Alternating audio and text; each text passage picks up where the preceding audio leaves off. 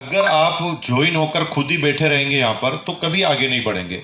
बार बार उन्हें दिखाना पड़ेगा, ऐसी मीटिंग में लाना पड़ेगा। अगर आप ऐसी मीटिंग में लाते हो तो आपका काम आधा हो जाएगा, क्योंकि वो अपनी आंखों से देख लेगा तो प्रश्न कम करेगा। आंखों पर जब बिलीव होता है ना तो दुनिया का सबसे बड़ा बिलीव होता है। कोई आदमी आपके सामने चोरी करे, फिर चार आदमी आकर कहे कि ये ईमानदार आदमी है, चोरी कर ही नहीं सकता, तो आप उसकी बात मानेंगे क्या? क्योंकि आपने आंखों से देख लिया। तो एक तरीका है तुम मुंह से बोलो घर पर जाकर, और एक तरीका है पकड़कर लाकर यहीं दिखा दो। कौन सा आसान है? किससे ज्यादा समझ में आएगा बताइए? दिखा के लाने से ज्यादा समझ में आएगा। तो रूल नंबर 1, अगर आप ज्वाइन हैं तो आप किसी मीटिंग में 5 नए आदमी को नहीं ला रहे हैं तो सपना देखना बंद कर दो। अगर मैं कामयाब हूं तो सिर्फ इसलिए हूं कि मैं, भाई साहब, मेरे पास 2 कार थी और मेरी कार में रोज एक शेड्यूल होता था मीटिंग का, और कार में किसी भी डिस्ट्रीब्यूटर को बैठने की अनुमति नहीं थी। कार में उसी को मैं बिठाता था जो अभी तक ज्वाइन नहीं हूं, और हर मीटिंग में 10 नए लोगों को ले जाकर बिठा देता। महीने में 300 आदमी को मैं बिठाता था, और उसकी नतीजा है कि मेरी टीम में आज 1,90,00,000 लोग हैं। मैं सुंदरगढ़ में पहली बार आया हूं और मेरा यहां कारोबार 25 साल से चलता है। मुझे आने की जरूरत ही नहीं पड़ी, क्योंकि मेरी टीम के लोग ही यहां संभाल लेते थे। अभी शंकर साहू जी का नाम सुन रहे थे, छत्तीसगढ़ वाले बहन जी बता रहे थे। उन व्यक्ति से मैं मिला जब वो टेक्निकल पर पहुंच गए मेरी टीम में, जब वो एमराल्ड बन गए तब तो मैं उनसे मिला, मैं पहली बार। इस सिस्टम की खास बात को आप समझेंगे ना तो दिमाग हिलकर रह जाएगा। यहाँ पर कुछ लोग सोचते हैं कि ज्वाइनिंग कराने का बिजनेस है, ऐसे ऐसे चलता है, दुनिया की सारी कंपनियां ज्वाइन कराती है। ऐसा नहीं है। मैं ये सारी बात आपसे करूँगा, बस निवेदन करूँगा कि आप मेरे से बात करते रहेंगे और इस पूरी मीटिंग में जिंदा रहेंगे। कुछ लोग, मैं जब से आया हूँ तब से मुस्कुरा भी नहीं रहे हैं और मुझे घूर रहे हैं, तो मुझे ऐसे आदमियों से बहुत डर लगता है, क्योंकि कोरोना के बाद ना आदमी बैठा बैठा ही चला जाता है। तो आप बार बार मुझे दिखाएं कि मैं अभी जिंदा हूं, है ना? क्योंकि नहीं तो मुझे अलग अलग एंगल से चेक करना पड़ता है भी कि गया। कितने लोग जिंदा हैं? हाथ खड़ा करो।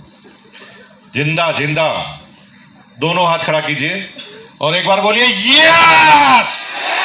है ना? जिंदा आदमी की तरह दहाड़ना चाहिए, है ना? ऐसे मुर्दा की तरह ही लटके हुए बैठे, इससे क्या होगा बताओ? एक आदमी से मैंने कहा, यार भाई मुस्कुराओ ना। हो क्या? कैसे मुस्कुराऊं, जीवन में बहुत प्रॉब्लम है। मैंने कहा, ये प्रॉब्लम तो इसलिए है कि तू जिंदा है, तो प्रॉब्लम खत्म करना तो एक ही तरीका है, 4 माले पे जा, कूद जा। आज की आज ही समस्या खत्म। मरेगा तो समस्या रहेगी क्या? अरे समस्या आने दो यार, जिंदा रहना जरूरी है। ये भगवान को कहो, यार भाई 4 और भेज दे, मारना मत। जितने चैलेंज भेजने भेजता रहे, मारने की सोचना मत। जिंदा रहोगे ना तो मरते हुए भी देखना पड़ेगा, विश्व युद्ध भी देखना पड़ेगा, पाकिस्तान का हमला भी देखना पड़ेगा। जिंदा रहोगे तो देखना पड़ेगा। मरने के बाद किसी को कुछ नजर नहीं आता। तो जिंदा रहना चाहते हो कि नहीं रहता? कितने लोग जिंदा हैं? एक बार बोलिए यस। अरे जिंदा आदमी की तरह रहना। मेरा नाम मुकेश कोठारी है और मैं भीलवाड़ा से आपके बीच में आया हूँ। भीलवाड़ा आपके बरगढ़ के पास है। तो फिर ताली बजाओ ना। मैं बहुत दूर से आया हूँ, 2000 किलोमीटर दूर से आया हूँ मैं यहाँ पर। मेरा जन्म 1973 में भीलवाड़ा में हुआ था। मेरी एजुकेशन बीकॉम तक की है, ज़्यादा पढ़ा लिखा नहीं हूँ। मुझे बताया गया कि हम बहुत बड़े पढ़े लिखे लोग हैं, तो मैं सलूट करता हूँ आपको। ज़िंदगी भर आपके अंदर एक भी कतरा ज्ञान का तो लेने से चूकूंगा नहीं, क्योंकि मैं हर व्यक्ति से सीखता हूँ। मैंने एक गुरु कभी बनाया ही नहीं, मैं हर व्यक्ति से सीखता हूँ। अभी पाटिल सर हमें लेके आ रहे थे यहाँ पर, मैं उनको सचिन समझ रहा था। जब मैंने उनका नाम पढ़ा तो सचिन नहीं है, क्या नाम है?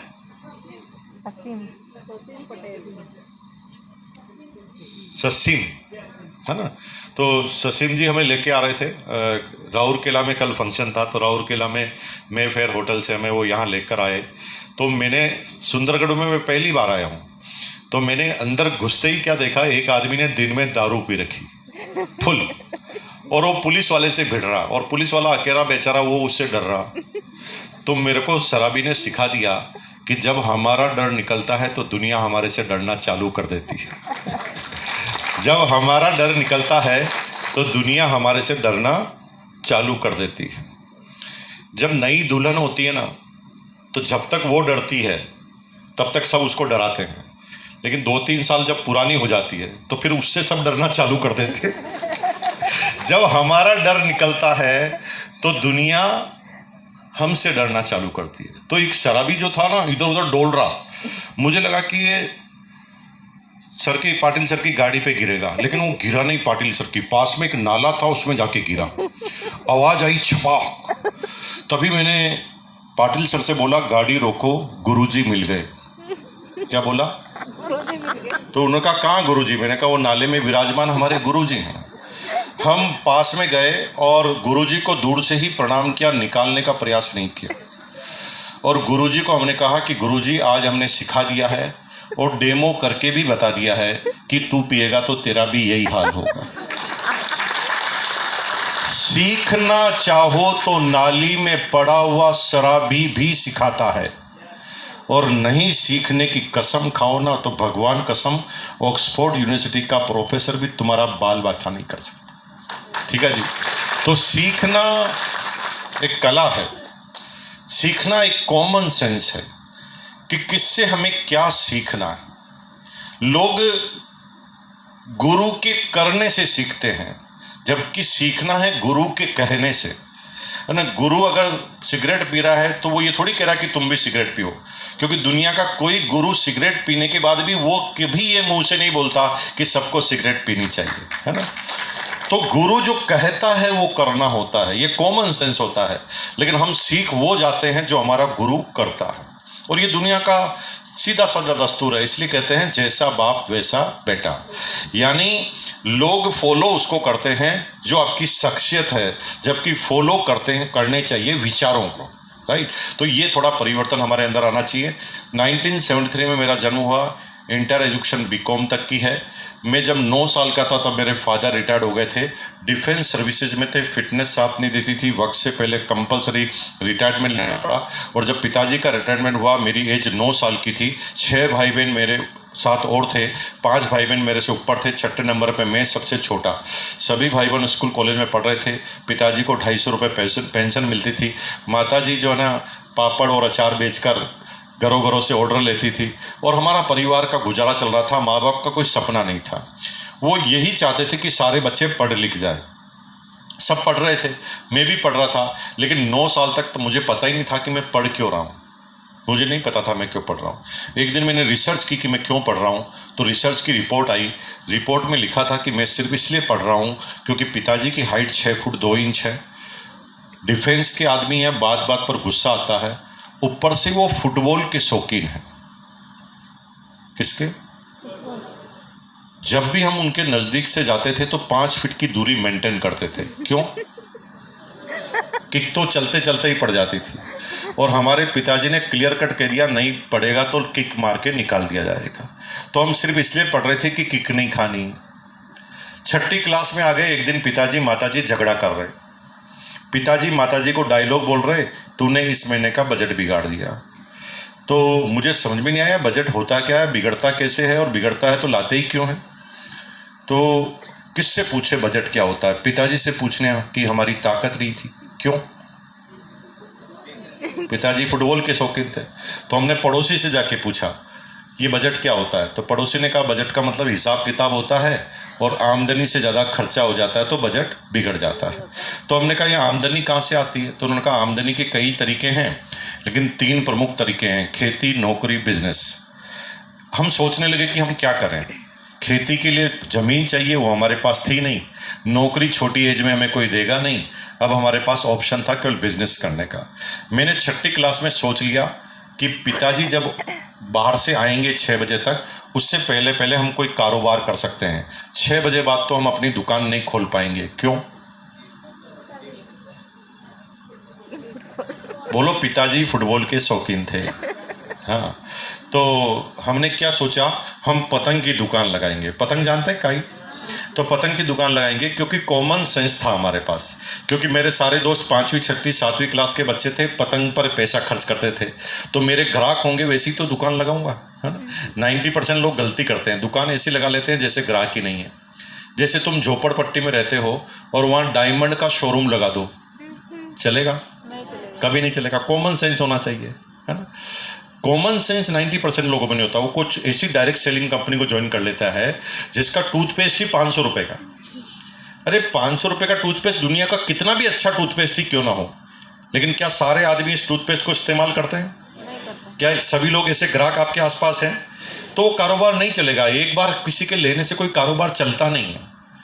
और लोग बाग ऐसी डायरेक्ट सेलिंग को ज्वाइनिंग कर लेते हैं जिनके प्रोडक्ट ही इतने महंगे कि आम आदमी ले ही नहीं सकता, तो वो ज्वाइनिंग करने के लिए तो वो कर लेते हैं, 10-20 लोगों को उल्लू भी बना देते हैं, लेकिन उनका कारोबार रेगुलर वे में नहीं होता, क्योंकि उनके प्रोडक्ट बहुत ज़्यादा महंगे होते हैं। ऐसे लोग ही हमारे पास नहीं है पर कैपिटा इनकम वाले जो इन प्रोडक्ट को अफोर्ड कर पाए, और वो अंततः फेल हो जाते हैं दुनिया की सबसे बड़ी डायरेक्ट सेलिंग में ज्वाइन होने के बाद भी। क्लियर? तो मेरे पास कॉमन सेंस था, मैंने पतंग की दुकान लगाई। पैसे नहीं थे, पैसे पिताजी से मांग नहीं सकते थे। क्यों? हाँ, पिताजी फुटबॉल के शौकीन थे। तो हमने क्या किया, कोई हमें पैसा नहीं दे रहा था तो हमने चॉकलेट खाना बंद कर दिया। 7 दिन में एक बार 5 पैसे मिलते थे चॉकलेट खाने के लिए। हमने 1 साल तक एक भी चॉकलेट नहीं खाई। 1 रुपया 60 पैसा इकट्ठा किया, 1 रुपया 60 पैसा बड़े भाई से उधार लिया, 3 रुपये 20 पैसे से पतंग की दुकान लगाई, और 3 महीने में पैसे को डबल कर दिया। 3 महीने में, 6ठी क्लास में। वहाँ से मुझे एंटरप्रेन्योरशिप समझ में आ गई। रूल है, दुनिया में सबसे बड़ा होता है अनुभव। दुनिया में सबसे बड़ा होता है अनुभव। लेकिन 90% लोग मानते हैं कि दुनिया में सबसे बड़ा होता है ज्ञान। ज्ञान सबसे बड़ा नहीं होता। ज्ञान दिमाग से लिया जाता है, और ये वक्त से पहले भी लिया जा सकता है। ज्ञान वक्त से पहले भी लिया जा सकता है। एक किताब को 9वीं क्लास का बच्चा भी पढ़ सकता है, उससे ऊपर वाले भी पढ़ सकते हैं। यानी ज्ञान को आप पहले ले सकते हैं, लेकिन अनुभव को कभी भी पहले नहीं ले सकते। अनुभव उम्र को बिताने से ही आता है ना। एक व्यक्ति की एक बार है ना स्कूटर खराब हो गया। स्कूटर खराब हो गया तो वो मैकेनिक के पास गया, अपने पड़ोस में ही मैकेनिक था उसका मिलने वाला। उसको कहा, यार भाई ये स्टार्ट नहीं हो रहा। तो मैकेनिक किक लगा के पता लगा लिया बीमारी क्या है। फिर अंदर गया, एक बड़ा हथौड़ा लेकर आया, उसने स्कूटर को नीचे गिराया, इंजन के यहाँ पर एक मिलाकर मारी, और कॉन्फिडेंस से बोला, खड़ा कर, स्टार्ट कर, हो जाएगा। उसने खड़ा किया, स्टार्ट किया, भरूं, एक ही बार में स्टार्ट।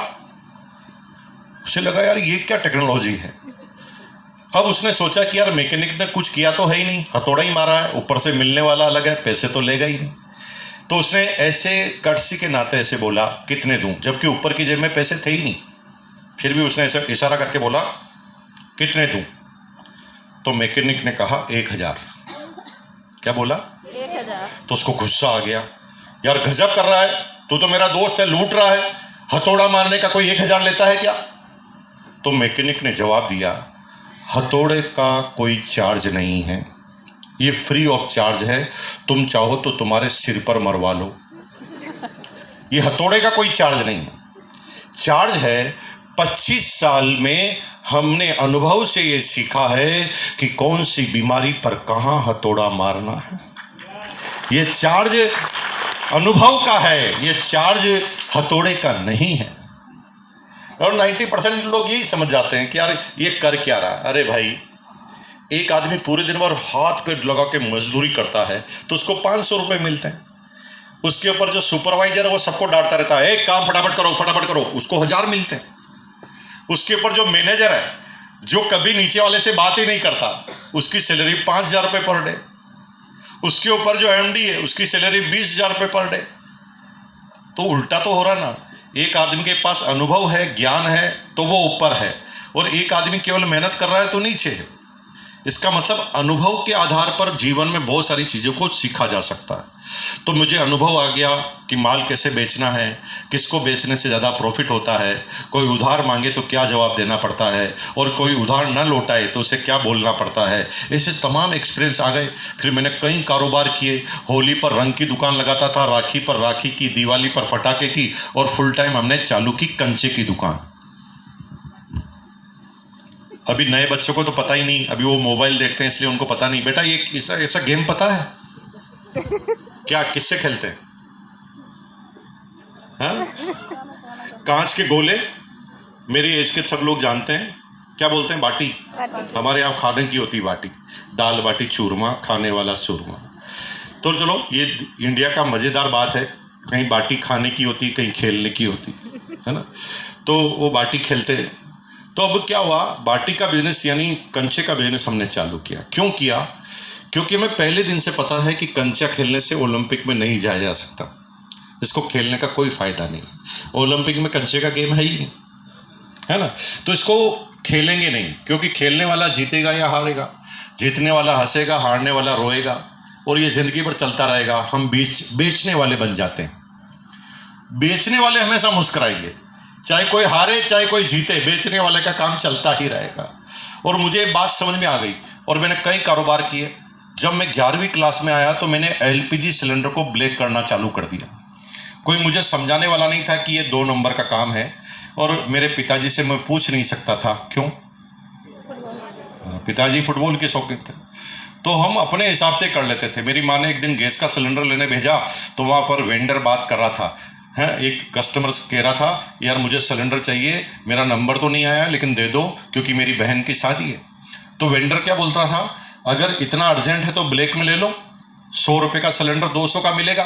तो अभी मैंने डिसाइड कर लिया, साला बिजनेस तो सिलेंडर का ही करूंगा, क्योंकि सीधा 100 का 200 हो रहा था। अब मुझे कोई समझाने वाला नहीं था सिलेंडर मिलते का। तो मैंने सोच लिया, तुम सोचो तो सही यार, 90% ये थोड़ा सा दिमाग आपके अंदर आता है ना, तो आप सोचने से पहले ही एनालिसिस कर लेते हैं। लेकिन दुनिया में तो उन्हीं का नाम याद रखा गया है जिन्होंने ऐसे काम किए जिस काम को पहले किसी ने सोचा ही नहीं। एक आदमी यूरोप में पैदा हुआ, उसने क्या बोला, मैंने रात को सूरज उगा दूंगा, रात को सूर्य उगा दूंगा। लोगों ने कहा पागल आदमी, गधे, रात को कोई सूरज उगता है? लेकिन उसने सोचा तो कायनात ने काम करना चालू किया, भगवान और अल्लाह ताला ने काम करना चालू किया, उसके दिमाग ने भी काम करना चालू किया, और फिर बल्ब बनकर तैयार हो गया। अब उसे आप एडिसन के नाम से जानते। सोचा उसने ऐसा, जब दुनिया सोच ही नहीं सकती थी तब उसने सोच लिया। एक आदमी और पैदा हुआ, उसने क्या बोला, मैं आदमी को उड़ाऊंगा। लोगों ने कहा यार पक्षी उड़ते हैं क्योंकि उनके पंख होते हैं, आदमी थोड़ी उड़ते हैं। लेकिन उसने सोच लिया, तो कायनात ने काम करना चालू किया, भगवान ने काम करना चालू किया, दिमाग ने काम करना चालू किया, प्लेन बनकर तैयार हो गया। आप उसे राइट ब्रदर के नाम से जानते हैं। एक पागल और था इंडिया में, है ना, वो साउथ अफ्रीका में पढ़ने गया बैरिस्ट्री करने के लिए, करोड़पति खानदान में जन्म लिया था। अंग्रेजों ने ना उसको एसी फर्स्ट क्लास, एसी नहीं होता था, फर्स्ट क्लास के डब्बे से उसको टांगे पकड़ के बाहर फेंक दिया। वो बाहर फेंक दिया तो अंग्रेज की तरफ देखकर कहने लगा, अंग्रेज तूने मुझे डब्बे से बाहर फेंका है, मैं तुझे हिंदुस्तान से बाहर फेंकवा दूंगा। सोच लिया तो वो उसने इंडिया में आकर लोगों से कहा कि अंग्रेजों को बाहर फेंकवाना है। तो समझदार सारे लोग आए, उसने कहा पागल जैसी बातें कर रहा, तेरे पास तोप है, गोला है, बारूद है, राइफल है, आदमी है, सेना है, पागल जैसी बात मत कर, ऐसे कैसे निकाल दोगे ऐसी बड़ी सेना को बाहर। लेकिन उसने सोच लिया तो भगवान अल्लाह ताला ने काम करना चालू किया, कायनात ने काम करना चालू किया, उसके दिमाग ने काम करना चालू किया, और दिमाग में सोचते सोचते एक आया काम, अहिंसा। और उसने कहा कि हम तोप गोले बारूद से लड़ेंगे ही नहीं, हम लड़ेंगे दिमाग से, एक आदमी के दिमाग को ही खोखला कर देंगे। और दुनिया में सबसे सटीक निशाना उसी चीज का होता है। जैसे आपके बेटे ने आपसे कुछ मांगा, है ना, आपके बेटे ने आपसे कुछ मांगा और आपने डांट दिया उसे, ऐसे नहीं है, चलो हटो। लेकिन जब वो रूठ कर बैठ जाता है, मुंह फुलाकर बैठ जाता है, एक दिन खाना नहीं खाता है, तो माँ बाप का दिल थोड़ा सा पसीजता है। फिर धीरे धीरे उसका आमरण अनशन काम आता है, और फिर आप बात मान जाते हैं। Hello, that is the psychological game. सोचा क्या, अंग्रेजों को गुलाब का फूल बताना है, और जहां पर भी अंग्रेज दिखे उसे बोलना है भारत छोड़ो ना। अब अंग्रेज शुरू में तो नाटक समझ रहे थे, इससे क्या होगा, लेकिन इतना जीना हराम कर दिया उनका कि जहां पर भी अंग्रेज जाते थे ना, वहां पर लोग बाग कहते थे भारत छोड़ो ना। फिर वो खाना खाते थे तो खिड़की से दिखाते थे भारत छोड़ो ना। फिर वो पोटी जाते थे तो वहां पर भी लोग पहुंच जाते थे भारत छोड़ो ना। हर जगह भारत छोड़ो ना। इतना साइकोलॉजिकल प्रेशर हुआ कि ईस्ट इंडिया कंपनी अपने ऑल टाइम मुनाफे पे जब चल रही थी, तब उन्होंने भारत को छोड़ने का निर्णय लिया। उसे आप महात्मा गांधी के नाम से जानते।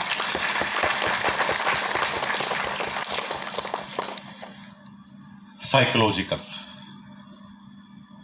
मैंने पड़ोसी से नहीं पूछा सिलेंडर कहां मिलेंगे, मैंने सोच लिया कि मैं सिलेंडर बेचूंगा। दिमाग से पूछा कहां मिलेंगे।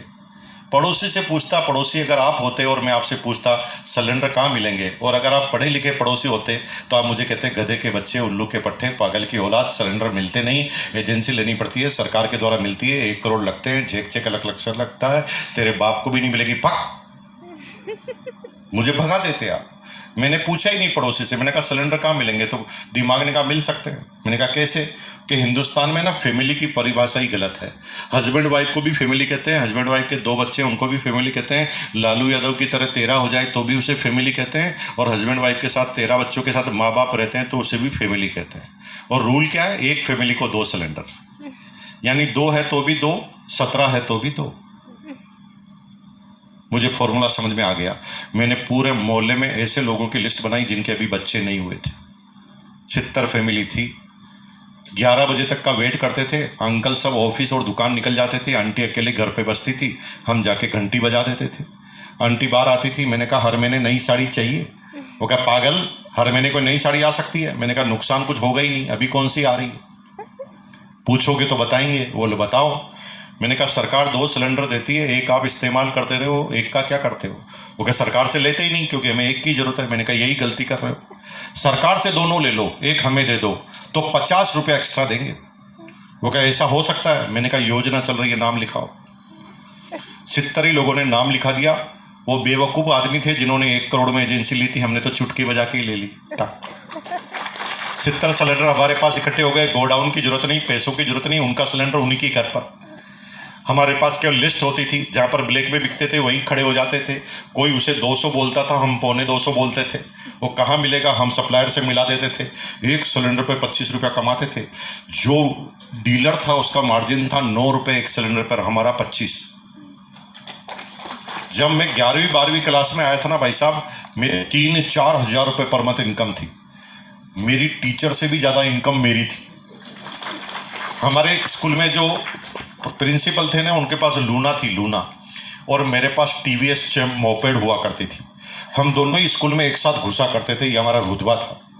BCom तक हमने पढ़ाई की, पढ़ाई में बिल्कुल रुचि नहीं थी, फिर भी कोई माइका लाल नहीं था जो हमें फेल कर दे, क्योंकि हमें पास होने की टेक्नोलॉजी पता चल गई थी। टेक्नोलॉजी ये थी कि स्कूल में जो भी गुंडे मवाली बदमाश थे, जो एक ही साल में 3 साल कंसिस्टेंसी के साथ फेल होते थे, हम तुरंत उसे अपना मित्र बना लेते थे। वो हमारा मित्र इसलिए बन जाता था कि हमारे पास पैसे थे और चाय समोसे का इंतजाम हम कर देते थे। वो हमारे पीछे पीछे घूमता था।